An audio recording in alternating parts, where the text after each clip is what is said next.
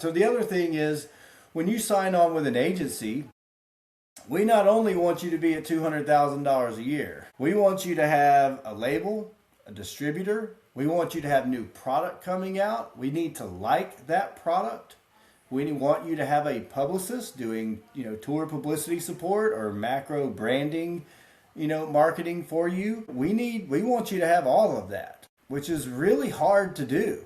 To get all of those things aligned is incredibly tough, on top of managing bandmates and being a therapist, for all of them, and, doing the operation stuff behind the scenes and keeping up with all of your data to get to that point, which that's another thing we need. We need you to have a documented tour history. We need to know how much you made last year. What were your ticket sales in each market? We need that data so we can leverage that and have a baseline to know what we're working with. And a lot of artists are just kind of bad at keeping up with data, so there's all these different hurdles. But let's just say you did all of that right. You get on with an agency.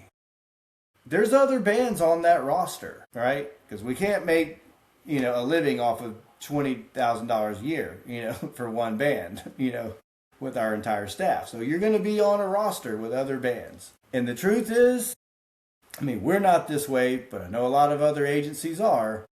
If you're not near the upper echelon of that roster, they're going to play favorites a little bit with those bands. They're going to spend the more time on the bands that are making them the most money. So of course, if you're near the bottom end of that, they're going to do 3 or 4 things for you.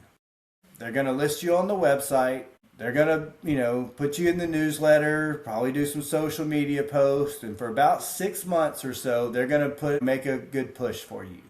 After that, if the phone isn't ringing for you and you're not hitting your numbers and going into points on those deals, and then they just drop you.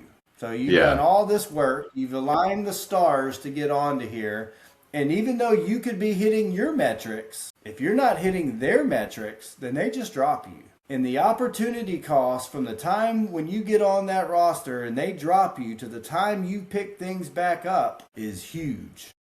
You just lost the engine for your car, essentially. And that is detrimental. Because you've put in all of this time and effort. You spent all this money in the studio and you did everything right. And now you're back to square one.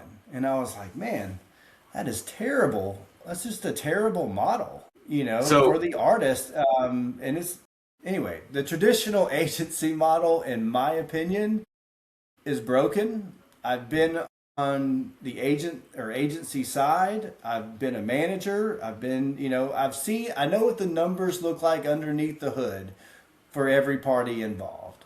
And they're not pretty. And that's when I was like, this entire, there's conflicts of interest and there's no loyalty, and you got, the barrier to entry is terrible. And I was like, why are we doing this? It doesn't work for anybody. So why are we doing this? And that's when I was like, I'm going to create this software and I'm going to do consulting and mentorship. And for me, that is the future of the music business. It is combining software, leveraging AI with LLMs and agentic AI to do that repetitive, monotonous task, the lower level stuff for you, so that the humans can focus on the bigger, picture side of things, and we can run our business the way CEOs run their business. There's a saying, you want to be working on the business, not in the business, if you're going to be successful. And this is a great tool for them to be able to do that.